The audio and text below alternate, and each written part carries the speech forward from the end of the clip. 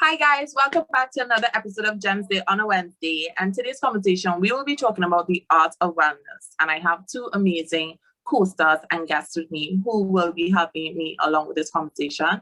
So I will lobby to them first. Doctor, could you introduce yourself to the wonderful people on Facebook and YouTube and tell us who you are? Okay, I am Arianne Sobrian, Dr. Arianne Sobrian. Right. I was the first runner-up in the 2019 leg of the Miss Supranational Trinidad and Tobago. So I'm really excited to speak with Janelle as she's reigning queen for Trinidad and Tobago right now. I'm working in the public sector and dealing with COVID-19 currently, as we all are. But a little bit more about myself. I am really into wellness and learning about it. I think actively being involved in improving how you take care of yourself is an important thing. And I'm glad that this topic is what we'll be discussing tonight. Lovely. Thank you so much, Dr. Arianne Sobrian. So guys, you're going to hear me say Ari from now on. This is, of course, still full respect. And thank you so much for your service during this entire crazy time. I know you probably are tired, as well as your fellow doctors and nurses and all volunteers. So we just wanted to take this time, to say thank you so much. And you're welcome. Yes. And then, guys, we have one of my trainers. I'll just leave it as that. You can go ahead. All right, guys. So good night. My name is Kalvenn Daisley. I'm working with UBERLIFETT fitness. It's about fitness and that kind of stuff. I've been working there for maybe 5 years. I'm working with that group for about 5 years, mostly. Yeah. And before that, I was always into fitness, always into some sport, played basketball for school. Although it was a short time, played a bit of football, I swam, I sprinted for a minute. So what didn't you do? yeah, so the only thing I haven't done is fighting, probably. Okay. But I have a bag home here, and I'm doing some Zoom classes with a guy who teaches MMA and jiu-jitsu and judo. So I am doing that in my spare time. Yeah. So yeah, I enjoy being fit. I enjoy fitness, and I really enjoy training persons, working with persons, teaching persons as well. I'm also a computer lab technician. That's my main job. I teach English online as well. Wow. So what doesn't he do? So you want to be Miss Supranational this year? There's a male pageant. There's a male version for Miss Supranational. You might as well, since you're doing everything, you might as well just. Yes, and probably, maybe. And I'm a father of 2 girls.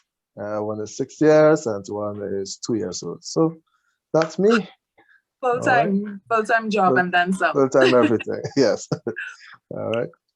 All right, guys. So the conversation today is the art of wellness. So I want to know for you, what does wellness mean? For myself, I have always viewed fitness as a holistic thing, because oftentimes you focus on one and then the other is struggling. So I try to, when I approach my fitness, I approach it for physical, mental, emotional, and spiritual. So that if one does go and lack, the rest could kind of, help me get to where I want to go. We all know those days that we don't feel like working out. Sure. You had a really crappy day at work and you're just like, okay, I don't have it in me to work out today. But if it is, you take time to pour into yourself and you focus on your mental health, or you go read a book, drink some tea, pray, that is still attributing to your overall health. So, Dr. Sobrian, what does wellness mean for you? Well, I think you sort of hit majority of the points. It's not just a one track thing. Well, I'm actually in the process of learning about how other cultures view wellness. For instance, not to bring up religion, but Ayurvedic medicine, which Hindus follow, then Chinese medicine, it means a whole other thing. And if you come from the perspective of a nutritionist, they might say that wellness starts with what you put in your body. And I'm also very into yoga, and I swam too. But yoga is, they say it's a lifestyle. And if I were to describe what I think wellness is, it would sort of be along the lines of where Buddhists may come from, or yogi. It's sort of like what your core value system is about. And I think that your wellness would stem from that and sort of flow into everything you do. Of course, being a doctor, you may have expected me to say something else. Yeah. But that's what I believe it to be. That's what I think wellness is. And if you are comfortable with how you feel in your core, then you'll be well in everything else. And that also has to do with your relationship with your God. So yeah, that's what I think. Okay. Kalvenn, what does wellness mean for you? Mostly about the same thing. Really and truly, for me, is having that balance throughout. So be it spiritual, mental as well, physical. It's that balance. If you don't have that balance, you have problems. If your mental is off, your fitness will be off. The spiritual game is off, it affects you there as well.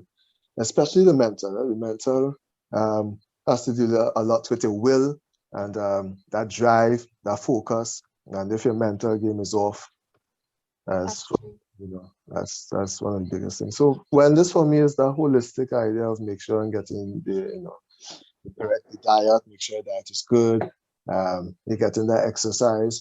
It doesn't have to be any sort of crazy exercise. Yes, you want to keep challenging your body to become better, right? But it doesn't have to always swing into some area of sport. It's just about getting the blood flowing, getting that sweat, and making sure I'm getting that daily walk, whatever it is, So I definitely agree with both of you, and I think that through this conversation, we can share that wellness is not a one-size-fits-all, and it's very different for someone else. But at the core, the essence of wellness is ensuring that you are good with you. Yeah. Once that is good, or you are attempting to always be a better version of yourself, regardless of however you look at wellness, I think you are definitely on the right track. So, Dr. Sobrian, as you were talking about your core values and looking at alternative medicine and what wellness will look like in different parts of the world, and Kalvenn, you're talking about your mental health, which is so very important. I just want to touch on something that is certainly affecting everyone, regardless if it is your mental health is great, bad, indifferent. If you're in Trinidad and Tobago, USA, China, India, we're all dealing with topic of the day, of course, when it comes to wellness. Rona. The pandemic, the paracetamol, the panini, whatever you want to call it. The panorama. Right. It's at no point in time did we think that we would be living through a pandemic, and this has turned everyone off of their access. And now we're at a point where we're hoping with vaccines coming in. I just want to take this point to say, even if it is you do not believe in getting the vaccines, please continue to wear your mask, to social distance, and to wash your hands. And if it is you do believe in vaccines, sign up for your appointments, honey, because I got my first jab and I can't wait for my call for my second one so that I can be fully vaccinated. I just want to do my part. But yeah, moving on. We're at the point where we're hoping to get more vaccines into the country, where we're trying to go back into some sense of normalcy. I don't want to look at it as we're going, back to normal. I hope we're looking at a better normal, that things can be better off than where we left it before the pandemic and during the pandemic. So I want to ask you, Kalvenn, what are some ways that persons can create new lifestyle choices now and after the pandemic? Well, when I say after the pandemic, but when things have kind of yeah. All right. Well, given the current situation, we all know it is a bit difficult, or in some cases really difficult. For some persons who have lost their job, it's going to be difficult to keep up with a diet and that sort of thing when you're buying stuff to just barely make it, to just eat and survive. So for me, if you are not able to, if you don't have access to weights, different things like that, best thing you can do is do something at home. Try at least, even if you are not fit, start doing it 10 minutes a day. 10 minutes for the week. Every day, 10 minutes for the week. 10. You can start 20 minutes for the next week. Keep climbing, trying to see how much you can get into that. For me, it has been difficult because, I love my weights. I love to lift weights. So it has been difficult waking up in the morning. I do have some things outside there, but I love to lift heavy, and if I can't lift heavy after a certain time, it just throws me off. So for me, I am now actually getting into the groove of working out almost every day, and although I put workouts for them all the time, but yes, I am getting in that groove again, and I'm hoping to keep that up. And I guess it's about that determination, and it starts in the mind. And while it's a stressful time, you still have to really try and get that balance. Some persons right now going through a lot of anxiety, a lot of, they really have that down. As for them, the best thing I could tell you is try it. All you can do is try one day at a time. Yes, I think that is very important. Yeah, just go through one day at a time. Just beginning. Yeah, just beginning. You can fall off, but try again. Actually, for myself, I really started my at-home workouts last year, of course, with the first lockdown. And I surprised myself because I went from working out sometimes 2 to 3 times a week to working out 6 days a week. And looking forward to my workouts. I'm like, who is this girl? So I can say confidently for over a year that exercise has been a part of my regimen in some shape or form. And for me, that was a big success story, because how much of us start and stop? This is probably my 11 millionth time. But it's about getting back. 11 million. And I'm glad that you mentioned that this time is not easy by no stretch of the imagination. And we have to check our privilege. I look at it as a privilege, but I am privileged to still have a job and a roof over my head, and I don't necessarily have to worry where my next meal is coming from or if my bills are going to be paid. So it's much easier for me to get into that mindset of, okay, you have to work out today, or I can still say I can go to PriceMart or to Massey, or if I am, shopping from my local shops in my area, High Dexter, and I can go and I can do that. But Dr. Sobrian, I really want to ask this for you in terms of creating a new lifestyle choices now and in the future. I know you're going to hit us with some gems about, I know this. You're going to hit us with some gems in terms of alternative lifestyle choices that some people can make now to assist in their core wellness. Just to kind of tie back to what you said earlier, do you have any suggestions that anyone can utilize now to kind of get themselves into a better place? Well, from my experience, I have dealt with quite a bit of anxiety. It started in my final years of medical school. Mm-hmm. I don't know the percentage, but I think that many medical students suddenly realize they have anxiety towards the end of medical school. Working in the hospital, it sort of gets really sad.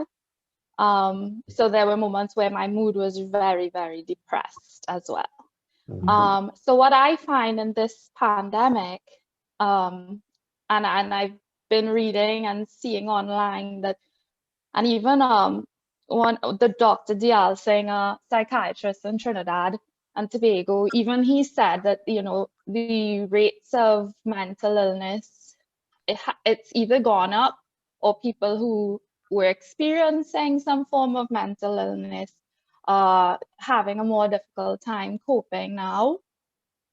And I think a lot of it has to do with, well, the obvious social isolation and all of the other effects, such as the financial issues, and then the fear of going out and the fear of getting ill. Yeah. So what I've done is sort of go back to the basics, which psychologists use in their treatment. So getting enough sleep, making sure, making sure that I don't cut myself short on sleep, because I actually notice how much harder the day is if I sleep for 5 hours as opposed to 7.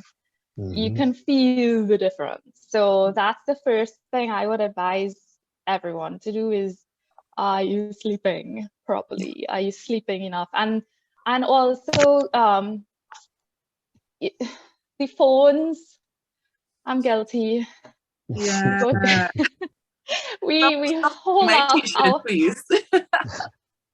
What? Stop pulling my t-shirt. I understand the phones, but yeah, could we move on? I don't like being attacked. Oh no, this is not for you. I just mean, like, everybody put your phone down. I mean, it's hard to say now because that's the way we communicate, especially seeing as, you know, you can't really go anywhere. We're even more in front of the screen. So it kind of doesn't make sense. Like before, we used to use screen time as downtime, but now screen time is on time. So it's like, how could you expect to really relax if it's your downtime too? Yeah. So I think that's another point, is like not really, you know, using screen things for relaxation, maybe exercising, like, you know, you all have been doing, and those sorts of things. Key point, y'all. But yeah, so, and well, the third thing is a new thing that I'm trying, and that's meditating. No, it's not for everybody, and well, actually, I think it is for everybody. But the thing is that I'm only just starting out meditating, and when I say meditating, I meditate for 10 minutes, and that's it. That's my meditation, 10 minutes. But it works. It really works. It helps, and you can't meditate and expect that, you know, you're gonna not have thoughts coming at you. It's a process. It's practice. You don't jump on the bike and reach down the road without falling 10 times the first time. So it's practice. You have to practice it, and you can't expect to sit down there for a whole hour like a trained yogi. So I mean, there's so many other things I could say, but if I was to say 3, it would be those 3. I think you touched on some really amazing points. And if anyone can take any takeaway from this, you see that both Dr. Sobrian and Kalvenn spoke about simply doing something for 10 minutes a day. So I am challenging anyone who's watching this to this week, for the end of June, to dedicate 20 minutes of your day. There are 24 hours in a day. All you're going to dedicate is 20 minutes and take 10 minutes to meditate, or just be by yourself. If you're not too sure journal, even journal. YouTube is, you know, the school of everything. And take 10 minutes to exercise, to get your blood pumping. For myself, I realized that I won't want to say that I suffer with anxiety. I've never been clinically diagnosed. And for those who are clinically diagnosed, I don't want to, you know, put myself where I should not be. But we've all go through cycles of feeling anxious. Yeah. And for myself, I realized that I had to, as Dr. Sobrian said, go back to things that are the actual foundation to overall health and wellness, or things that just really make me feel great. So what I would do is sit in my garden and have a meal outside, or I would read a couple pages of a book, or I would listen to music. I would spend time with my family. Last night I had the amazing time playing Scrabble with my mom, my dad, my brother, my sister, my granny. And it was just so full of laughs that whatever stress that I dealt with on that day didn't really seem relevant, because I looked at, I have my family around me and I am so blessed and thankful. Yeah. I think it definitely pays to look at the brighter side, and this is not negating the fact that there will be difficult days. But I saw this on Twitter, but it's a TikTok. All the social medias are like, forums are all in between each other.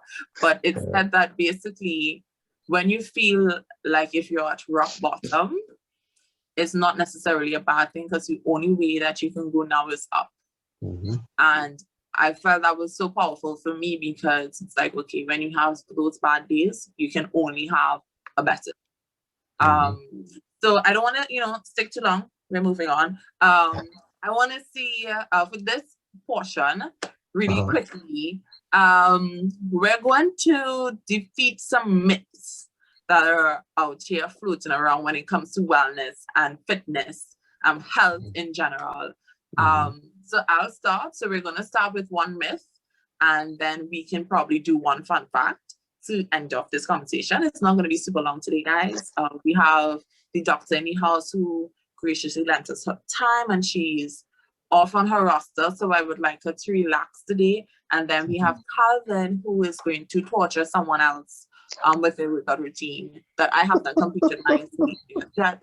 So we're gonna It could be worse. He could be asking you English and grammar questions while you're doing sit-ups. So be careful. I thought you're giving him ideas. Be careful. I'll take an idea of it. Yeah, that's a good idea. So, to start, I think for myself, the first myth that I have debunked, it's not really for myself, but oh gosh, my national director is probably going to kill me, but it's okay. But I think it's important to not get so consumed in when it comes to diet and exercise that if you eat one piece of cake, it's the end of the world. And you know how some people just go off on a reel like, oh my God, no, I can't eat that because XYZ. If you set your goals for yourself and you're not eating that, kudos to you. 10 out of 10. But the same way, eating one salad is not going to make you fit. Having one piece of cake is not going to throw you off. This is, of course, trigger warning, not if you have an eating disorder or anything, and we said, you know what you have to do. So for my myth that I had to debunk for myself is I had to allow myself to really go through the motions and realize that this is not a diet, it's not a fad, but I'm trying to make a lifestyle change. Okay. So it's taking the little steps every day to be better, it's okay, you're eating fast food. You don't need to eat fast food every single day. But if you eat fast food once a week, it's not the end of the world. Right now we can't eat any fast food, so I guess it's working out. Rough. And for my fun fact, I don't know if it's a fun fact, but hopefully it helps. It's really just to add to what Kalvenn said. A couple minutes a day has changed my life. I never thought that I would be someone a year and almost a half later to truly enjoy working out and enjoy the process this time around of seeing my body change, seeing my mental health change, and working on all aspects of fitness. So just a couple minutes a day, guys. Really, you can literally be a walk in your neighborhood, just running in place, doing some jumping jacks. Time yourself, see how much jumping jacks you can do in a minute. And then every week, you know, time yourself again. To, you know, you push yourself. Okay, I'm blabbering. All right, Kalvenn, so could you debunk a myth and give us a fun fact? All right. Well, back in university, I had a friend who used to say, sleep is for the weak, and or rest is for the weak, and sleep is for squares. And that was a mantra at that time until she got really sick. So guys, that's not good. Make sure and get to rest. And Arianne, Dr. Arianne was saying that earlier, you know, the difference between 5 hours rest and 7 hours rest is a really big difference, especially if you're just accustomed getting 5 hours all the time, mostly, you know, that's something. So try and get that rest. Fun fact, I can sleep anywhere at any time. That is doesn't matter. Yes, from God, because I can't. If I go and lie down there now, I can knock out. I'm so jealous. It's good. Sometimes, yes, I may have some, like if something is on my mind, and again, you go back to that mental health situation, you know, making sure you're balanced. But if something is on my mind, sometimes, yes, you're going to have some issues. But most of the time, I go. It's just I am not pleased. I am not pleased. And for persons who may have a bit of, you know, sleeping issue, I remember coming across a thing that the Army does, the US Army, some sort of research where they try practicing to sleep, like get a lot of cat naps, you know, and what they do to actually be able to sleep for 5 minutes and get a nice piece of sleep for 5-10 minutes and be able to keep running. And I started trying it because at the time I now started teaching this English online, and I was doing classes when I got them. So sometimes 10 in the night, like right after, I could have a class in 5 minutes, you know, and different classes like that. And I would find that after a hard day, I am ready to sleep and there's nothing holding back my head from nothing, you know. So after a while between classes, I started there's a 15-minute break where you could mark your classes, etc. I started just finishing the class on time and taking that 15 minutes just to catch that nice little nap and practicing it. Yeah, and it actually worked. I was able to stay up for the next class. I do it for the other one, you know. So you can read up on some stuff, guys, and try and see what works for you. It might not work for you, but try and see, you know, what else could work for you, and get that sleep. The rest is important. No, yeah, I definitely can relate to that. And during my day at work, I have to take a break, and not a long break. And it might just be 1 or 2. It might be a break in the bathroom, a break just to drink water, a break could be walking from one place to the next, but just telling myself I'm not going to think about work, but I'm walking and just looking at the trees, looking at the birds, breathing COVID-free air. But yeah, no, breaks are so important. Like so important. You can't I don't know, you will get tired if you do one thing for too long. You just will. So yeah. I agree with that. Oh, I have to come up with a myth. Yeah. Well, in your line of work, what is something that Oh, good, they you have plenty. surprised me? I think that Caribbean people have so many myths when it comes to medicine. How about drinking tea doesn't cure everything? I know the WhatsApp grannies are shaking the table right now. Okay, what is the myth? They believe that tea, like you can have a headache, you can have a broken Oh, arm, or a You shock. drink tea and you're good. well, I love tea, Okay, so I would be biased. But okay, well, I definitely think that's wrong. Tea does not cure everything. But what can I say?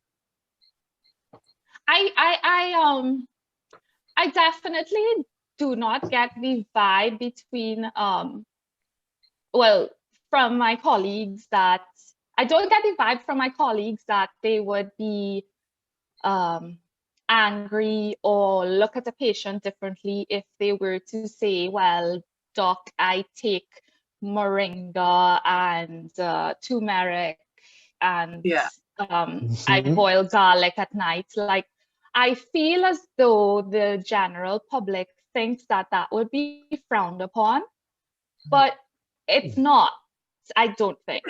I don't think it's frowned upon. But what would be frowned upon is if you have a condition and you were given medication for that condition and you took it upon yourself to I love how that changes. and you took it upon yourself to try an alternative treatment instead of your medicine.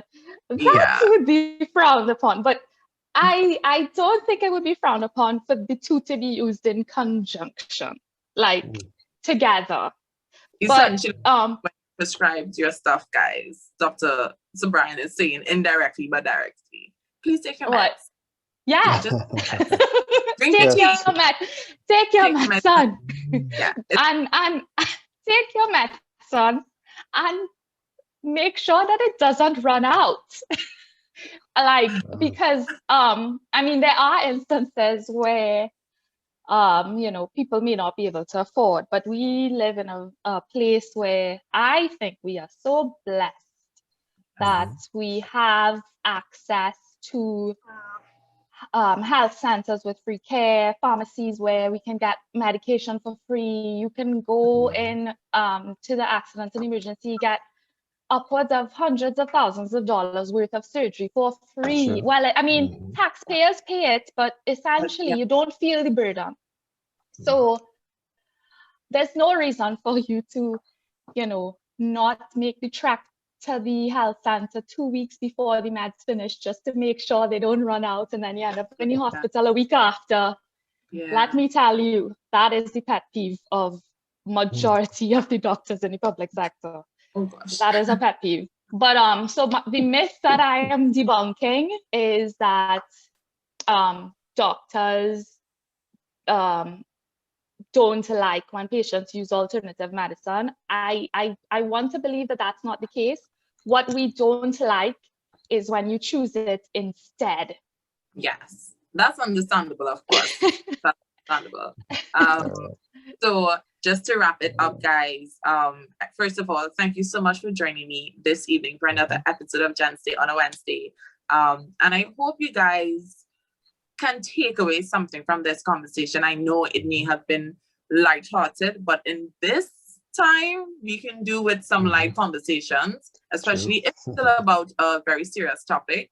I just want to reiterate to vaccinate so we can operate. And the best vaccine that you can take is the one available to you. Ensure to wear your mask, to sanitize your hands, and to social distance. I know this weekend, it's Father's Day weekend, and we're on another lockdown, and we're on the inside. So Kalvenn, before you go, happy Father's Day from us to you. Happy Father's Day. And he's a girl dad. A girl dad. Thank you so much, Dr. Sobrian, for joining me. Kalvenn, thank you so much for being here. I know that you have You're welcome. really a lot of things on your plate. But thank you for spending this with me as we discuss the art of wellness. And guys, I will see you guys next week for another episode of Jensday on a Wednesday. Until then, stay safe. Bye. Thank All right, you. take care.